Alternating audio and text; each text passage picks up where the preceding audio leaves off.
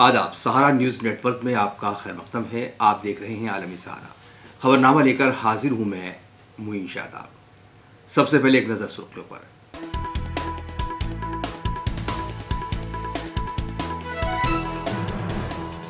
Supreme court से शराब के इंडस्ट्रियल प्रोडक्शन पर मोदी सरकार को झटका, कहा नहीं छीन सकते रियासतों का हक।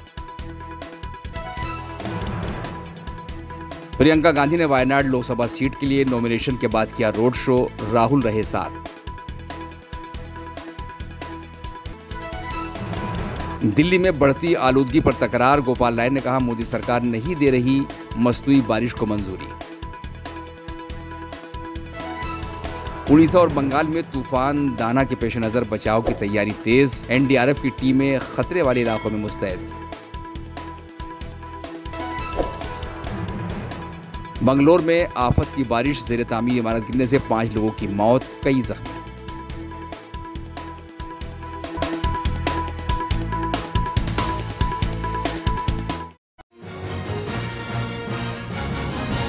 सुप्रीम कोर्ट ने रियासतों की शराब पॉलिसी के मामले में मरकजी सरकार को शदीद झटका दिया है। सुप्रीम कोर्ट ने कहा कि शराब के इंडस्ट्रियल प्रोडक्शन पर मरकजी सरकार के पास कोई इख्तियार नहीं है। सुप्रीम कोर्ट की 9 जजों की बेंच ने 8-1 की अक्सरियत से कहा कि शराब के इंडस्ट्रियल प्रोडक्शन पर कानून बनाने के रियासती सरकारों के इख्तियार को छीना नहीं जा सकता।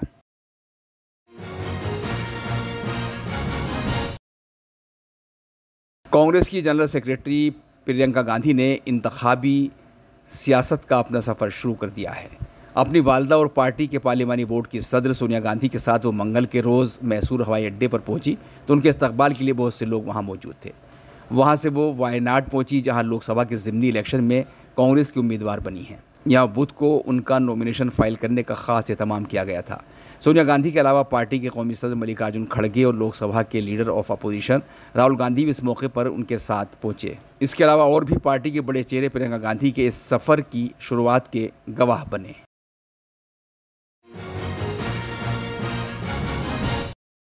प्रियंका गांधी के नॉमिनेशन पर राहुल गांधी ने अपनी बहन के लिए कई जज्बाती बातें कही।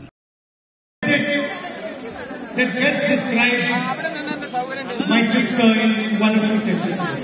ഒന്നോ രണ്ടോ വാചകങ്ങൾ ഞാൻ എന്റെ സഹോദരിയെ വിശദമാക്കി തരാൻ ആഗ്രഹിക്കുകയാണെങ്കിൽ, സഹോദരിയെ പറ്റി വിവരിക്കാൻ ആഗ്രഹിക്കുകയാണെങ്കിൽ ഏത് മികച്ച വാചകങ്ങളായിരുന്നു എങ്ങനെയായിരുന്നു ഞാൻ വിശദീകരിക്കാൻ ആലോചിക്കുകയായിരുന്നു. And I remember when we were small, I used to watch my sister with her friends. ഞങ്ങളുടെ ചെറുപ്പമായിരുന്നപ്പോൾ, ഞങ്ങളുടെ കുട്ടിക്കാലത്ത് എന്റെ സഹോദരിയുടെ കൂട്ടുകാരോട് കൂടി ഞാൻ കാണുമായിരുന്നു. And I used to always tell her, Priyanka, you cannot go so far to look after your parents.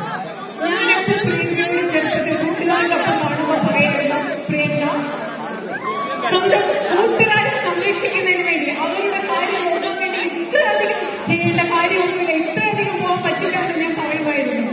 If Priyanka had a friend, then Priyanka was willing to do anything to look after their relationship.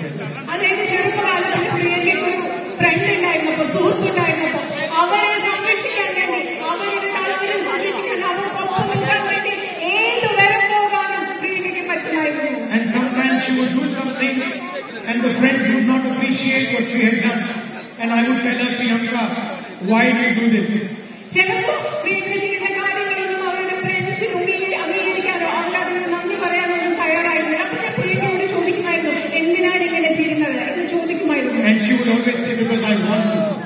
അപ്പൊ പ്രിയങ്ക പറയുമായിരുന്നു, But they are not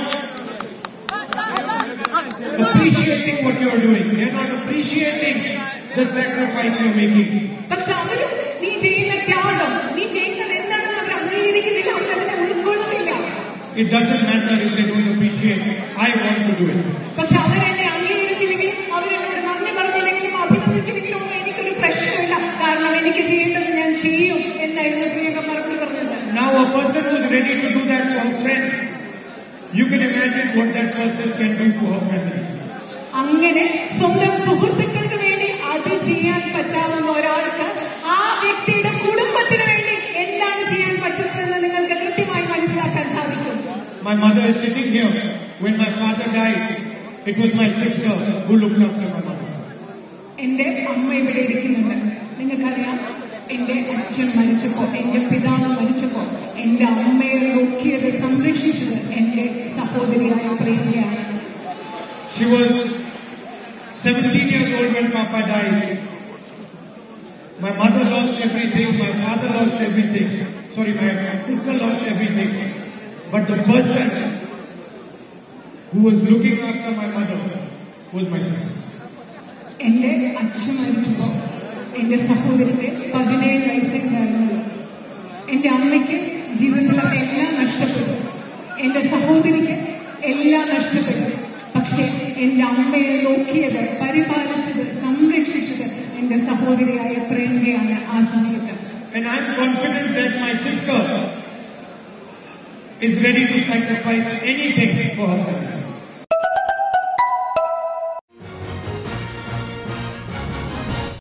Congress की general secretary और वायनाड पार्लिमानी हलके से उम्मीदवार प्रियंका गांधी ने एक अवामी जलसे में कहा कि पिछले 35 साल से वो अलग अलग इंतखाबी मुहिम में शामिल होती रही हैं। ये पहली मरतबा है जब वो अपने हक में लोगों की हिमायत मांग रही हैं।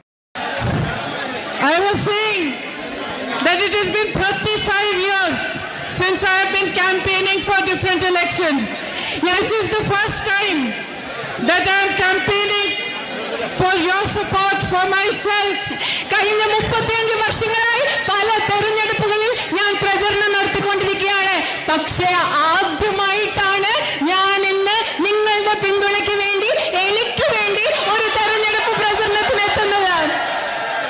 And it is a very different feeling. അങ്ങനെ ചെയ്യുമ്പോൾ ഇന്ന് എന്റെ മനസ്സിൽ വളരെ വ്യത്യസ്തമായ ഒരു അനുഭവവും വികാരവുമാണുള്ളത്. I am deeply grateful to Congress President Mallikarjun Kharge ji for giving me this privilege of being the UDF candidate from Wayanad, and to my family for supporting me and allowing me to be the candidate for Wayanad. ഈ അവസരത്തിന് വയനാട്ടിലെ UDF സ്ഥാനാർത്ഥിയായി നിങ്ങളുടെ പ്രതിനിധിയായി മത്സരിക്കാൻ എനിക്ക് നൽകിയ അവസരത്തിന് Congress president Mallikarjun Kharge ജിയോട് ഞാൻ എന്റെ നന്ദി പറയുന്നു. അതുപോലെ എനിക്ക് ഈ അവസരം നൽകിയ എന്റെ കുടുംബത്തോടും ഞാൻ എന്റെ നന്ദി അറിയിക്കുന്നു. It is my honor to represent you. If you give me a chance, നിങ്ങൾ എനിക്കൊരു അവസരം നൽകിയാൽ നിങ്ങളെ പ്രതിനിധാനം ചെയ്യുക എന്ന് പറയുന്നത് എനിക്ക് കിട്ടുന്ന ഒരു ആദരവായി ഞാൻ കണക്കാക്കും. A few months ago I visited Churamala and Buddakai with my brother. ഞാൻ എന്റെ സഹോദരനോടൊപ്പം കുറച്ച് ദിവസങ്ങൾക്ക് മുമ്പ് ചൂരൽമലയും മുണ്ടക്കയും സന്ദർശിക്കുകയുണ്ടായി. I saw the devastation with my own eyes. നിങ്ങളുടെ ഇവിടെ നടന്ന ഒരു വലിയ നാശം അതെന്താണെന്ന് എന്റെ സ്വന്തം കണ്ണുകൾ കൊണ്ട് ഞാൻ നേരിട്ട് കണ്ടു. I saw children who had lost their whole families. സ്വന്തം മുഴുവൻ കുടുംബാംഗങ്ങളെ നഷ്ടപ്പെട്ട കുഞ്ഞുങ്ങളെ, കുട്ടികളെ ഞാൻ കണ്ടു. I met mothers who had lost their children. സ്വന്തം കുഞ്ഞുങ്ങളെ നഷ്ടപ്പെട്ട അമ്മമാരെ ഞാൻ അന്ന് കണ്ടു. I met people whose entire lives had been washed away by the landslide. ഇവിടുത്തെ മണ്ണിടിച്ചിൽ മൂലം സ്വന്തം ജീവിതം മുഴുവൻ ഒഴുകിപ്പോയ, എല്ലാം നഷ്ടപ്പെട്ട മനുഷ്യരെ ഞാൻ അവിടെ കണ്ടു. And I was struck by one thing. Priyanka Gandhi के वायनाड से इलेक्शन लड़ने पर अमेठी से कांग्रेस के MP KL शर्मा ने मीडिया से बात की। इजी सीट दिखती है तो आप इधर आ रही है प्रियंका गांधी, अदरवाइज जो है आगे निकल नहीं भैया, जब वो जो कह रहे थे बड़ी टफ सीट है, वहां भी तो राहुल जी लड़के आए अभी। ठीक है, अमेठी भी लड़ा हमने, वो भी आप टफ सीट बता रहे थे। तो कांग्रेस का भी टफ सीट या इजी सीट नहीं देखती है। ठीक है, वो यहाँ के, क्योंकि राहुल जी 2 बार यहाँ से चुने गए, तो यहाँ की जनता चाहती थी कि राहुल जी यहाँ पे रहें, और रायबरेली की जनता चाहती थी वहां रहें। तो फिर परिवार का निर्णय हुआ, राहुल जी क्योंकि वायनाड छोड़ना नहीं चाहते थे, तो इसलिए मतलब हुआ कि भाई उन्होंने कहा कि आप नहीं तो आपके परिवार का कोई आदमी हो। तो ये लोगों की डिमांड के ऊपर यहाँ पे प्रियंका जी लड़ रही हैं, और ये परिवार का निर्णय। और ये मतलब कोई ऐसा नहीं, क्योंकि प्रियंका जी कोई आज नहीं है कि राजनीति में नहीं है, कि उन्होंने राहुल जी के इलेक्शन, सोनिया जी के इलेक्शन, कैप्टन श्री शर्मा का इलेक्शन और मेरा इलेक्शन और शीला कौल जी का इलेक्शन, सब इलेक्शन उन्होंने लड़ाए। तो उन्होंने इलेक्शनिंग की, उनको बहुत पुरानी नॉलेज है, तो नई भी नहीं है पॉलिटिक्स में, भले मतलब पद कभी लिया हो, लेकिन वो एक्टिव पॉलिटिक्स में हमेशा से रही हैं।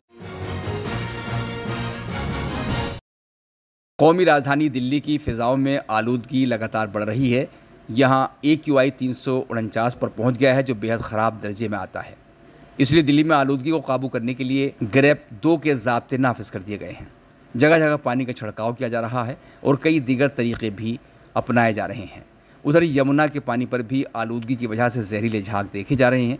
पिछले 3 दिन से लगातार यमुना के पानी पर मौजूद इन जहरीले झागों पर नज़र रखी जा रही है।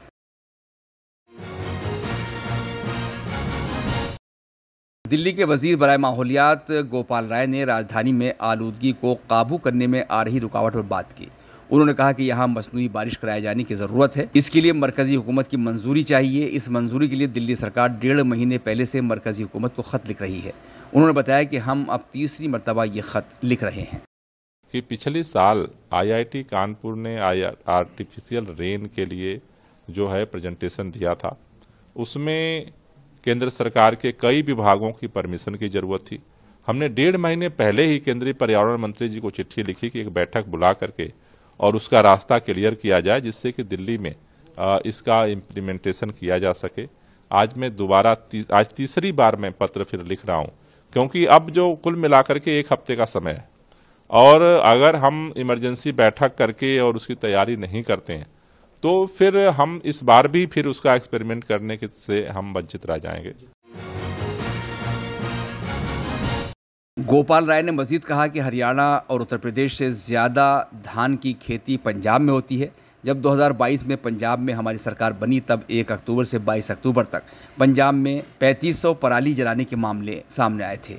इस साल यही आदादोशुमार 1400 के करीब है, मगर पराली जलाने से रोकने की ऐसी कोशिशें हरियाणा में नहीं की गई।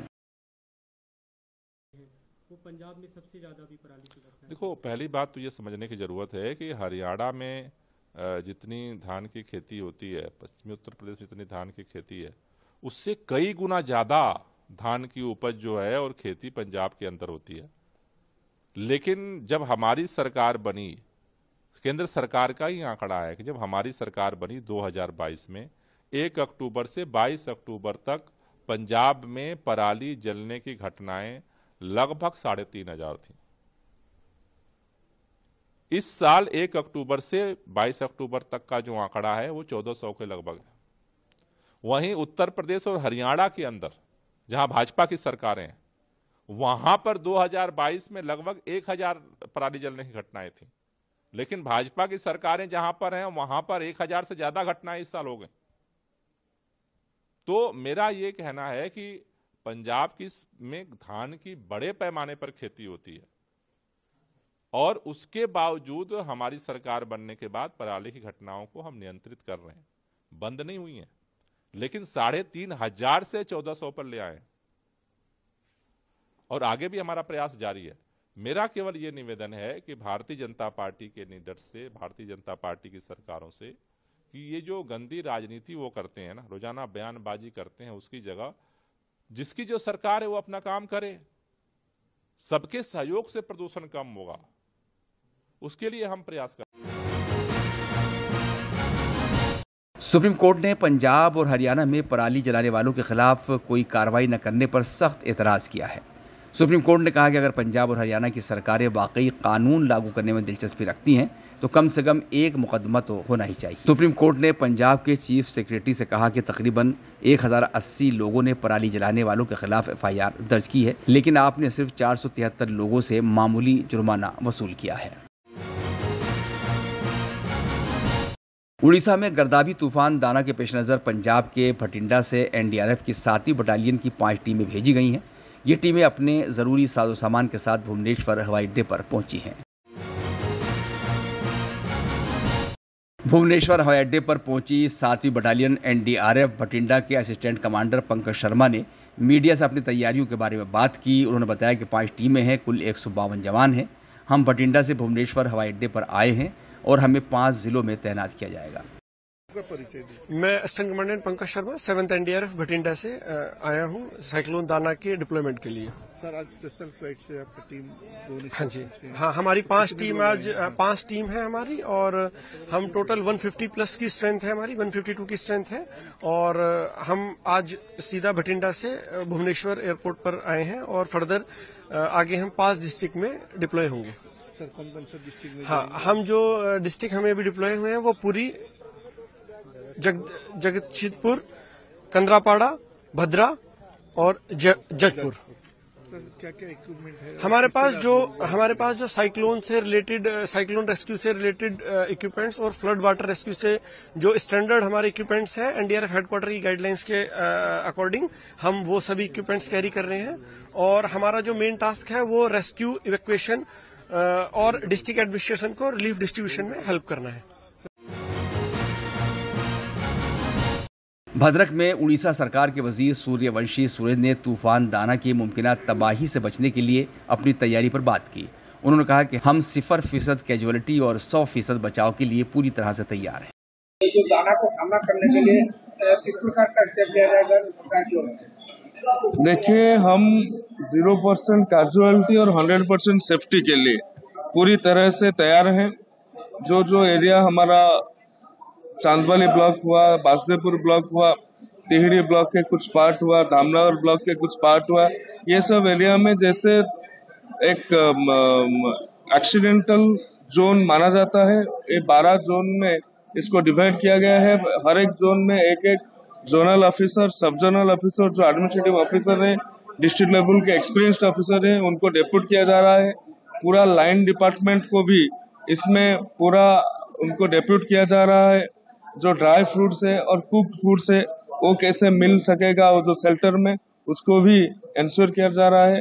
तो हम ये पूरा जिले के जितने भी इलेक्टेड रिप्रेजेंटेटिव है और जितने भी प्रशासनिक अधिकारी हैं उनको साथ एक समन्वय कोऑर्डिनेशन मीटिंग आज था और ये सफल रहा। धन्यवाद। मगरबी बंगाल में भी तूफान दाना के पेश नज़र बचाव की तैयारी की जा रही है। 24 परगना में काकद्वीप के SDO मधुसूदन मंडल ने इस बारे में मीडिया से बात की। उन्होंने कहा कि हम पूरी तरह से तैयार हैं, सिविल डिफेंस की टीमों को तैनात किया गया है, हमारा कंट्रोल रूम तैयार है। पहले ये बात बताना चाहता हूँ कि काकद्वीप सब डिवीज़न एक कोस्टल सब डिवीज़न है, तो यहाँ का प्रशासन, यहाँ का जनरल पब्लिक, एवरीबॉडी, सभी लोग इस स्थिति से पहले भी परिचित है। तो पहले भी कुछ दिन पहले ही रेमाल हुआ था, अब दाना आ रहा है, तो हम लोगों का प्रिपरेशन ऑलरेडी कुछ परमानेंट नेचर का प्रिपरेशन रहता ही है। जैसे कि हम लोगों का MPCS होता है, फ्लड सेंटर होता है, हम लोगों का 64 MPCS है, फ्लड सेंटर 12 है। हम लोग स्कूल सिलेक्ट करके रखते हैं, हम लोग अगर ज़रूरत पड़े तो यूज़ करेंगे।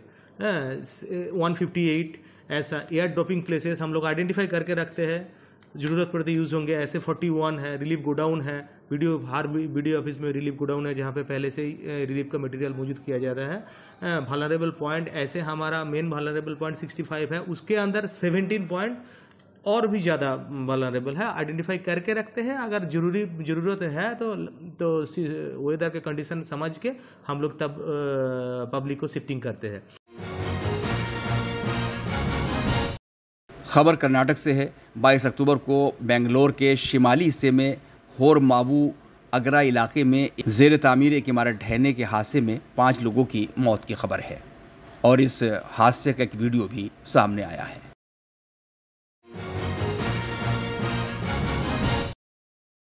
जेल में बंद साबिक काउंसलर ताहिर हुसैन ने जेल से ही दिल्ली असेंबली का इलेक्शन लड़ने का ऐलान कर दिया है। पोस्टर लगाकर ताहिर हुसैन ने दिल्ली के मुस्तफाबाद हलके के आवाम से जज्बाती अपील करते हुए वोट और सपोर्ट की मांग की है।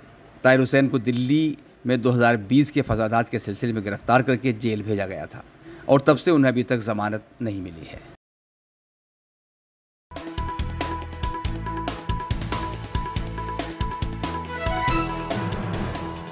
सुप्रीम कोर्ट से शराब के इंडस्ट्रियल प्रोडक्शन पर मोदी सरकार को झटका, कहा नहीं छीन सकते रियासतों का हक। प्रियंका गांधी ने वायनाड लोकसभा सीट के लिए नॉमिनेशन के बाद किया रोड शो, राहुल रहे साथ।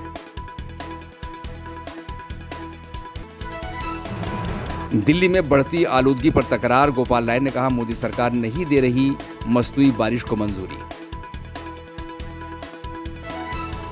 उड़ीसा और बंगाल में तूफान दाना के पेश नजर बचाव की तैयारी तेज, एनडीआरएफ की टीमें खतरे वाले इलाकों में मुस्तैद। बंगलोर में आफत की बारिश, जेर तामीर इमारत गिरने से 5 लोगों की मौत, कई जख्मी।